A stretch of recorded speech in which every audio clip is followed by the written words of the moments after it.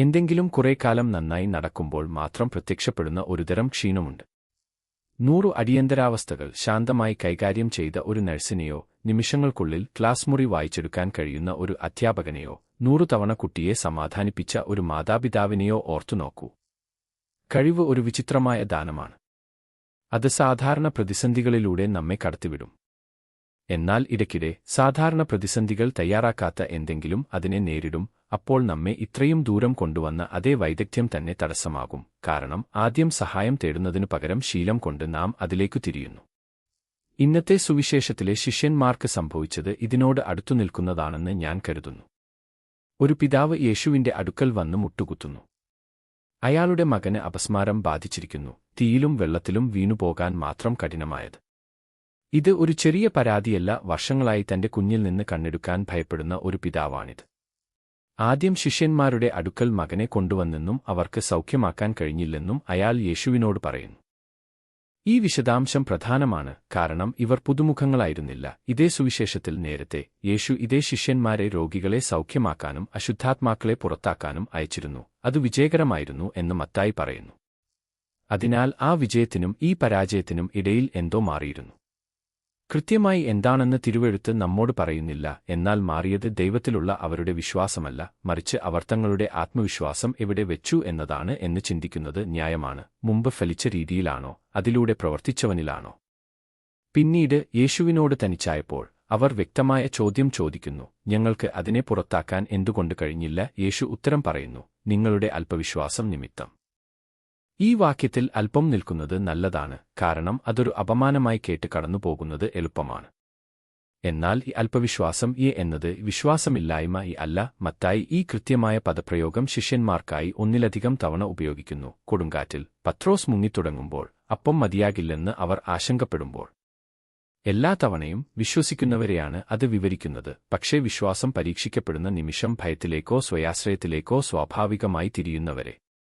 അല്പവിശ്വാസം എന്നത് വിശ്വാസത്തിന്റെ അഭാവമല്ല, സമ്മർദ്ദത്തെ അതിജീവിക്കാൻ മാത്രം ശക്തമായ ഒരു ശീലമായി ഇനിയും മാറിയിട്ടില്ലാത്ത വിശ്വാസമാണത്. പിന്നീട് യേശു നമുക്കെല്ലാവർക്കും അറിയാവുന്ന, എന്നാൽ അതിന്റെ വില പലപ്പോഴും അറിയാത്ത ആ വാക്യം പറയുന്നു, കടുകുമണിയോളം വിശ്വാസമുണ്ടെങ്കിൽ ഒരു മലയെ അനക്കാൻ കഴിയും. അതിനെ അളവിനെക്കുറിച്ചുള്ള പ്രോത്സാഹനമായി കേൾക്കാൻ പ്രലോഭനമുണ്ട്. അല്പം വിശ്വാസം മതി, എത്രത്തോളമുണ്ടെന്ന് വിഷമിക്കേണ്ട എന്ന പോലെ. അതു തെറ്റല്ല, കൃത്യമായി പറഞ്ഞാൽ. പക്ഷേ അത് ചിത്രത്തിന്റെ പൂർണ്ണത കുറയ്ക്കുന്നു. ഒരു കടുകുമണി ചെറുതായതുകൊണ്ടോ മതിയായതുകൊണ്ടോ ഒന്നും അനക്കുന്നില്ല. അതു തനിയെ ഒന്നും അനക്കുന്നില്ല. ഒരു കടുകുമണി ചെയ്യുന്നത് ജീവനോടെ നിലനിൽക്കുക എന്നതാണ്, നട്ടുപിടിപ്പിക്കപ്പെട്ട് തുറന്ന് താൻ തന്നെ നൽകാത്ത മണ്ണിനെയും വെള്ളത്തെയും വെളിച്ചത്തെയും പൂർണ്ണമായി ആശ്രയിച്ച്. ഒരു മല അനങ്ങുന്നെങ്കിൽ കടുകുമണിയല്ല അതിന്റെ കാരണം. അത് തുറന്നിരിക്കുന്ന ഒരു വാതിലാണ്. അതിലൂടെ കടുകുമണിയേക്കാൾ വളരെ വലുതായ എന്തോ ആണ് ചലനം സൃഷ്ടിക്കുന്നത്. ശിഷ്യന്മാർക്കുണ്ടായിരുന്ന വിശ്വാസത്തിനും യേശു ആവശ്യപ്പെടുന്ന വിശ്വാസത്തിനും ഇടയിലുള്ള വ്യത്യാസം ഇതാണെന്ന് ഞാൻ കരുതുന്നു. ദൈവത്തിന് പ്രവർത്തിക്കാൻ കഴിയുമെന്ന് അവർ വിശ്വസിച്ചിരുന്നു. സ്വന്തം കൈകളിലൂടെ തന്നെ അത് സംഭവിക്കുന്നത് അവർ കണ്ടിരുന്നു. അവർ ഇനിയും പഠിക്കാനുള്ളത് പ്രവർത്തിക്കുന്നവരാകുന്നത് നിർത്തുക എന്നതായിരുന്നു. പ്രയത്നം മോശമായതുകൊണ്ടല്ല, മറിച്ച് വിശ്വാസം എന്നത് പ്രയത്നത്തിന്റെ ശക്തിയേറിയ പതിപ്പല്ല എന്നതുകൊണ്ടാണ്. ഒടുവിൽ വഴിമാറി നിൽക്കുന്ന പ്രയത്നമാണത്. ഭാഷ വ്യത്യസ്തമാണെങ്കിലും നമ്മുടെ സ്വന്തം ജീവിതത്തിലും ഈ അനുഭവം നമുക്കറിയാം.